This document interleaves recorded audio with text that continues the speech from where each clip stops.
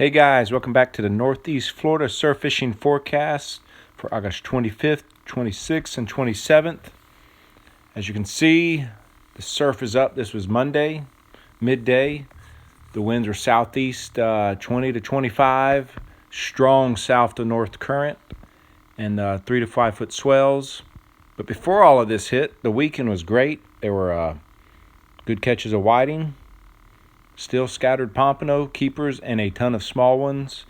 Black drum, redfish, some decent sharks for sure. A lot of people are catching sharks, nice ones, 4 to 5 foot, and letting them go.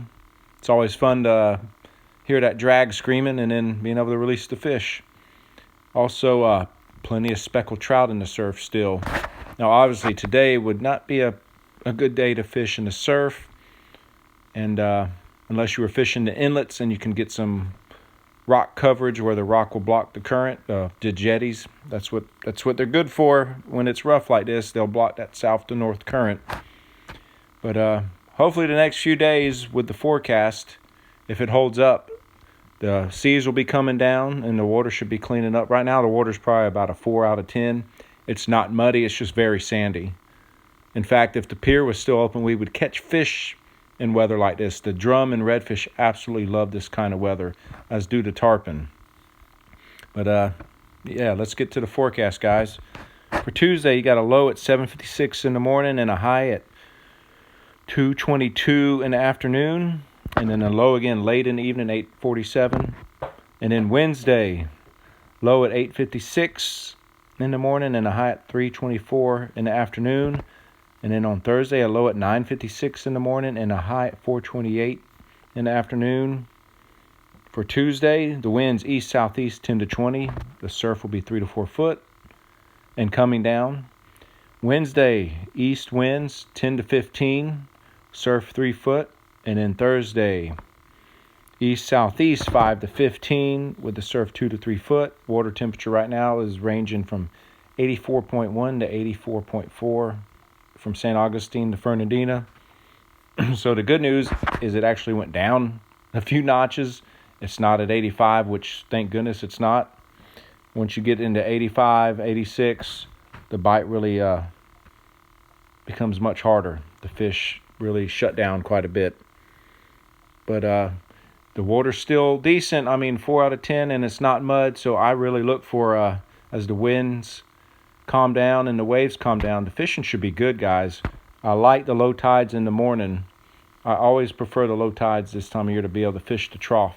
And it's easy to find the mullet first thing in the morning. It was a little hard to find them today, but as it calms down, first thing in the morning, these mullet will be in inches of water. So if you're going to fish the low tide in the morning, bring your cast net and look into shallow waters. As you walk up, you'll see them scattering. As the sun comes up, they move out deeper, so it makes them a little bit harder to find, especially when there's a lot of surf. So when it's like that, just walk about knee deep and walk north. This time of year, the mullet are headed south, so I always walk north to find them.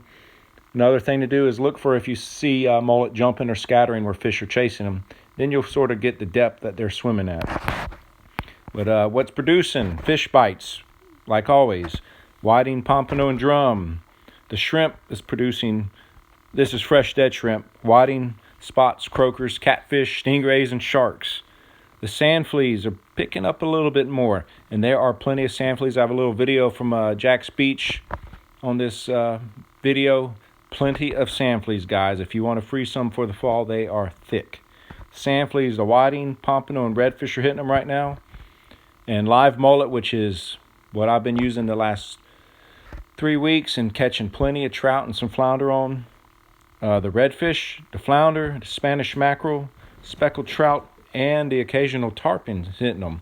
So the big mullet are also following in the surf right now. So if you catch some of those big mullet and you got the proper rigs, those tarpon and the big sharks will absolutely destroy those.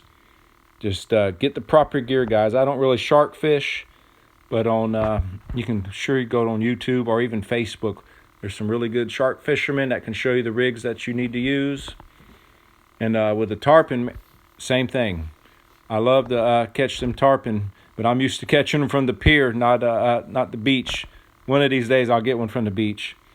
We'll see how that goes. Hopefully, when it happens, I'll have video. And also, here's the pier. I took this afternoon, Monday afternoon. Slowly but surely, they're getting a little bit further out.